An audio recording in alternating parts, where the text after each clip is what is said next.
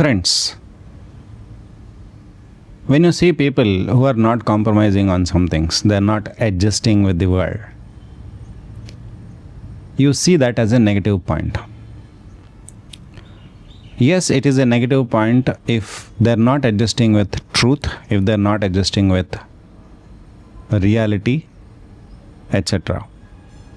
But if they don't want to adjust with wrong principles, even though something is real. See, when I say reality, I don't mean today's reality. I mean reality that is eternal. For example, if you have to climb up a stairs, you have to leave one step to climb up that stair and reach to the next stair, and that is only how you can go upward. This is an eternal reality.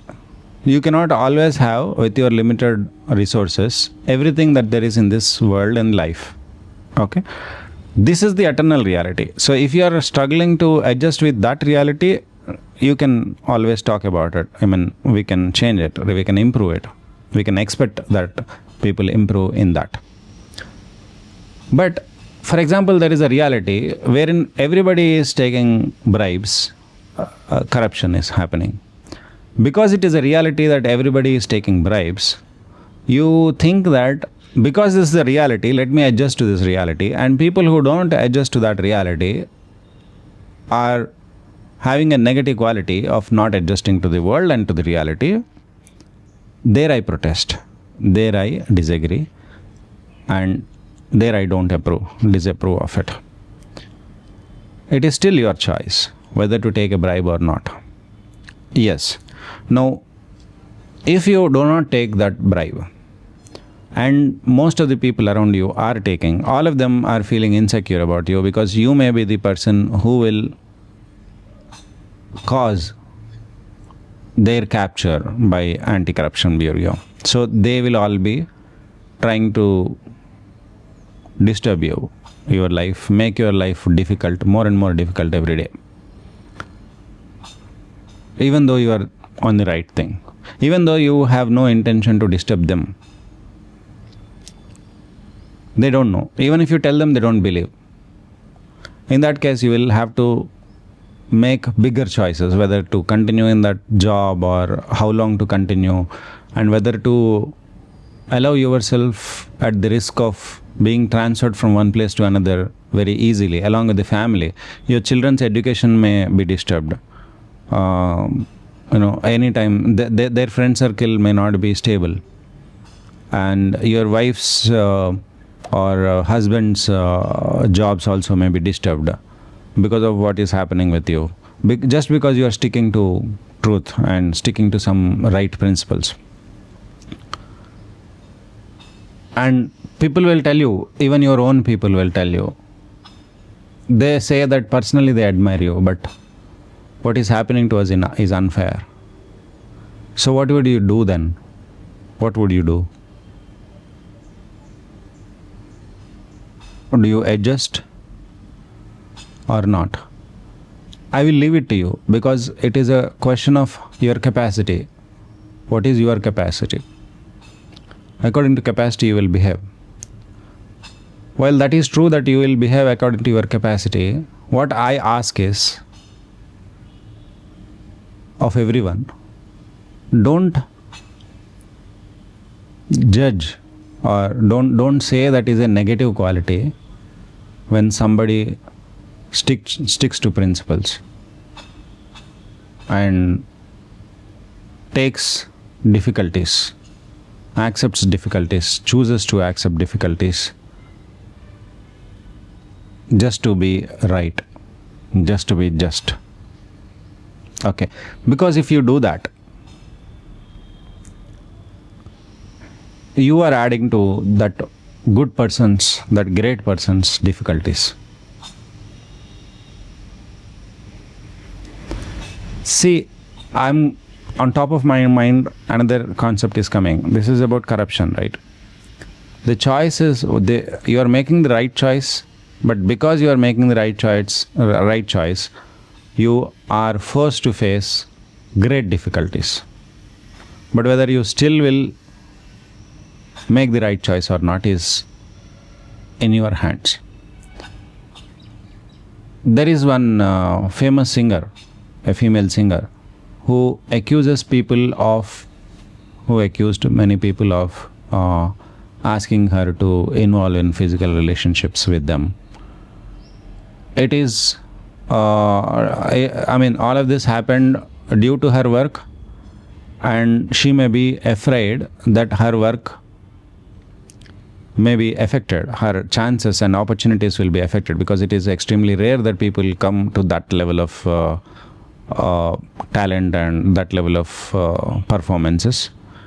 If she says no, she may have fewer opportunities in her life, because there is so much competition that easily other people would get chance, etc. That is if she says no. If she says yes, she does not want to say yes. So if she says no, she does not know how people would behave. So what happened is, she was in a fix. And it's not just her, she's just the voice, but there's so many people, it's world over. So what they say is, even to ask is wrong. So they're saying, how would they ask? So the other side is saying, if I don't ask, how would I know whether whether there is interest or not? I just have to hear yes or no, that's all. So there is the world is very big. The world, things are not simple. Things are complicated. Now there also, see, if it were my daughter or my sister or my own people also, I would have to tell her from the beginning in the education. I would have to tell her that being right, being upright is really, really difficult in this world, because the world is not upright, world is not direct, world is not innocent and clear and pure. So friends, I got interrupted because of some technical issue. So actually I went on completing that topic and it came out very well. I liked it, but I don't know whether I can reproduce the same thing again. Now we were talking about standing up for some values in life. When a baby is born into this world, the parent would want the baby to do really well in life. When there could be two meanings broadly. One is that the baby has to be happy whatever the world is like. That is one kind of wish when they say, I want the baby to do really well in life. And the second kind is, the baby should be valuable to this world. Baby should leave a mark of his own in this world. And even if it is difficult, if it is worthwhile, if she would be able to contribute something to this world. Yes, the cost to her should be minimum, but if she is able to somehow give something to this world, it would be really beneficial. So these are the two kinds of thoughts behind a parent thinking that the baby has to do well.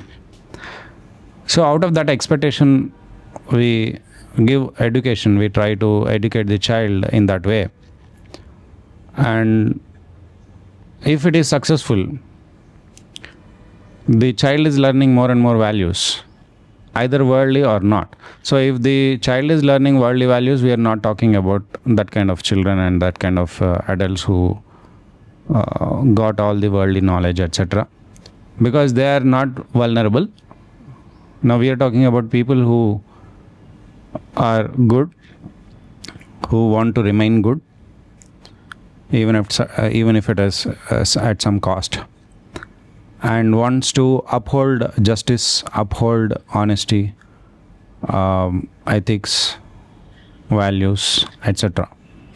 So all of these things definitely do come at a cost in this world today. Like the examples we just saw earlier. Now, if that singer were my own daughter or sister, something like that, I would have to educate her. It's not just her. She's only an example. She's only a voice for many other people. But there are so many people like that in so many fields, in so many different ways. This example, I think you all understood. Now, the education is when you understand freedom really. When you understand freedom, it should not be applicable only to you.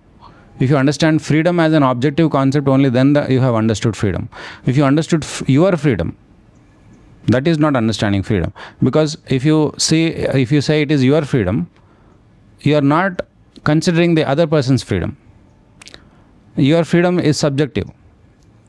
But if you understand freedom as an objective concept, you just apply it to you or to others, to everyone equally well. That is how real education works. So nowadays people are thinking it is my freedom. No, you need to be thinking about freedom, not your freedom or somebody else's freedom. If you think about freedom, if you understand what freedom really is objectively, you would apply to everybody equally. So it is the other person's freedom to seek to know what is in your mind.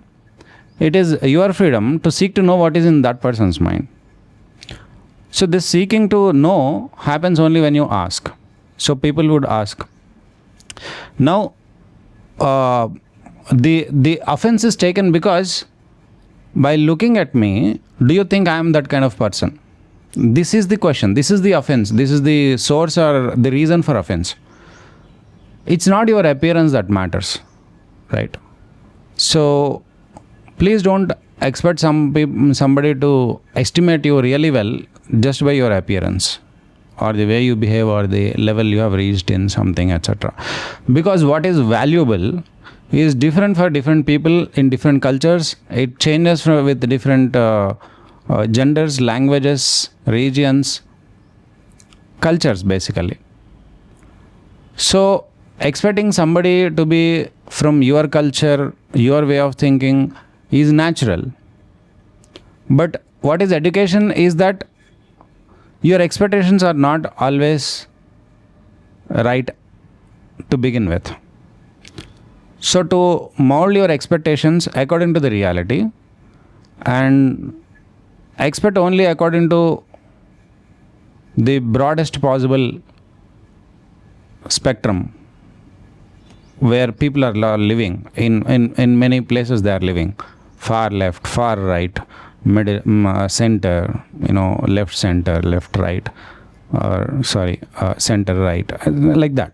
Okay, so they are living anywhere in the spectrum. So you should be able to hear them out, understand them out, or at least accept that they exist. And because they exist, there would be a possibility. Suppose dogs exist. I am afraid of dogs. But if dogs are existing in the city that I'm living in or in the world at large, I'm also living in this world, okay, in this large world, there would definitely be a possibility, if we are moving, there would definitely be a possibility someday that I might encounter a dog. Now, what happens at that point of time and what you ought to do, what the dog would probably do, you having a preparation about it, this is called education. Okay. So similarly, we good people, or we who think we are, whoever we think that we are really upright and sincere and pure and innocent and we want to do the right thing, etc. We are working really very hard to than others to be upright, and we have been holding some values very dear to our hearts for decades. And we also want to hold those values for the legacy, for the next generation, for children to have an example, and like that. So it is very, very valuable to us. However, the others are also living like that. They may not be living like how you are living, but they are living. So their values are different. What is valuable to them is different. This much we need to be able to understand. And if we ever come into contact, we would definitely contact with people who are holding other kinds of values, then we should be able to interact well, have civil conversation, courteous conversation, and we need to mean what we say, and we need to be consistent in what we are saying and what we are doing for a long time. Then only reliability comes into picture. Only if it is reliable, only then people would want to trust us, rely on us, on our word, right? So no means no. When is no means no? When you mean no. All the time, whenever you say no, only if you meant no, only then your no will have a value. Suppose sometimes you don't mean no, but you say no for a game with people you like. But how do others people know who are the people you like, etc.? It's all different. Okay, everything becomes complicated if you dilute the meanings of words, and if you undermine the value of words. Everything is getting many times complicated. If the words are standard for a purpose, they are standard because people are different. People have different values, different thinking, etc., etc. We are all diverse. So to find unity, we need a common bridge, and language is one very important bridge.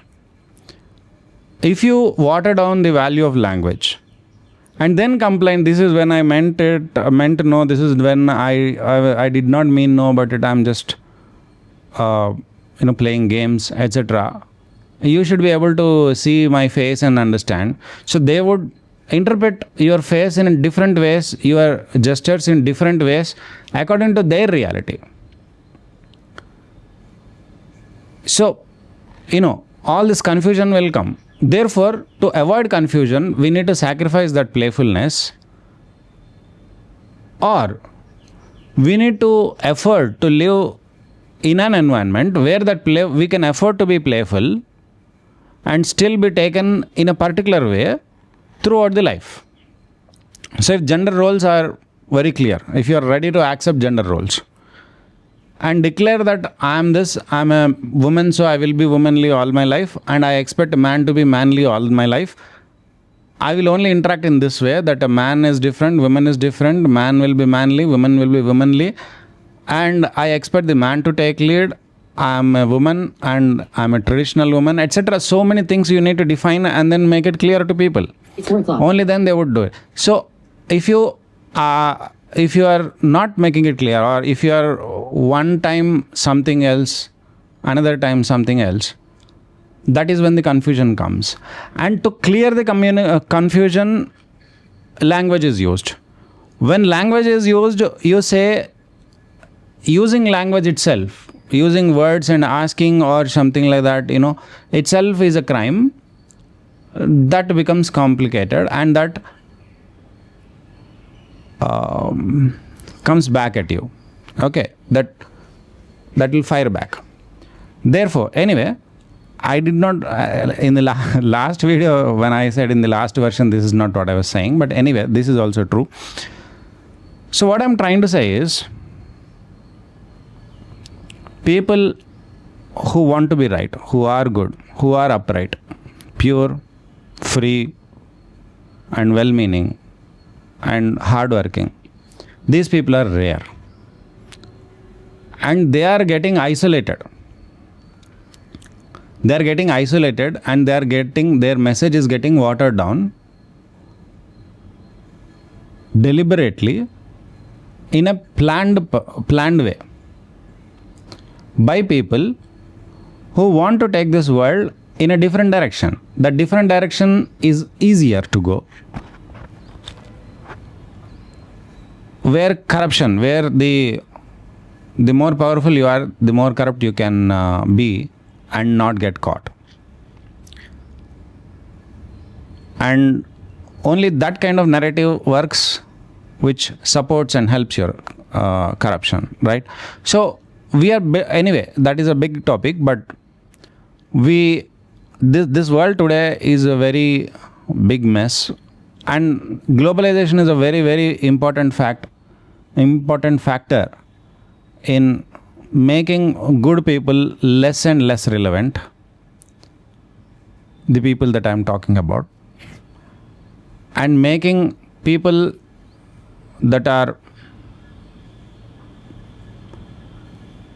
skewed in their perception, that are able to gaslight others, and reality itself. For example, in America and elsewhere, abortion is called healthcare.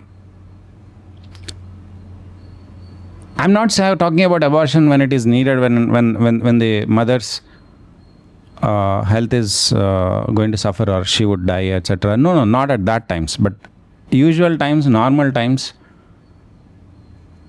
abortion is not healthcare. If you call abortion healthcare, then slavery is human resource management. If that is ridiculous, this is also ridiculous. So this is the kind of skewed perceptions that we have today. Everything is gray. There is no black and white. If there is no black and white, black wins. That's it. Because white will survive only with other white. Black can survive with gray people.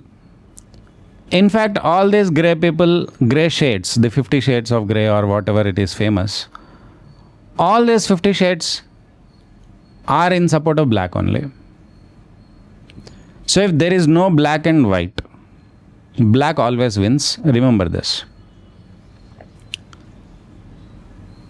That is why it is very important for all of us who are upright, pure, well-meaning, hardworking, and willing to contribute and wanting to contribute, to unite with other people who are equally good and like that, or if not equally, whatever way they are good at. We need to be all united. Drunkards unite easily. Smokers unite easily. Thieves unite easily. Gangsters unite easily. Right? They have very small differences. They can solve those differences by trading. But good people have differences. Like, for example, I am a good person, but if I am not a vegan, I cannot mix with other vegans. Vegans are also good people.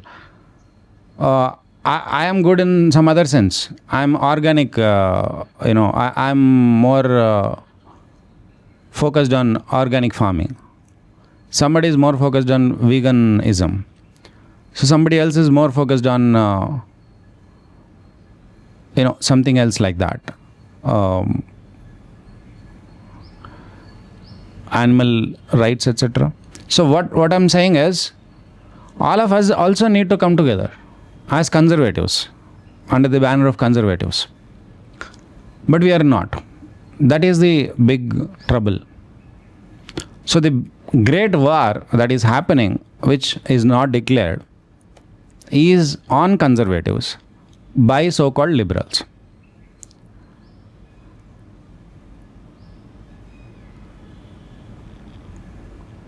So anyway, people say Hitler is a conservative. No, I mean, to some extent, yes, but he is a far left person.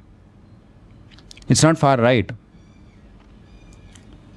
Okay. Anyway, so, that analysis is again a different one. What I'm overall trying to say is that if you call someone who is trying to be upright and holding some principles up as a person who is not able to adjust, that hurts the whole cause. That hurts that person a lot. That person will be forced to change his or her values, which should not happen. all of this, the underlying message for all of this is Vivekananda's lines saying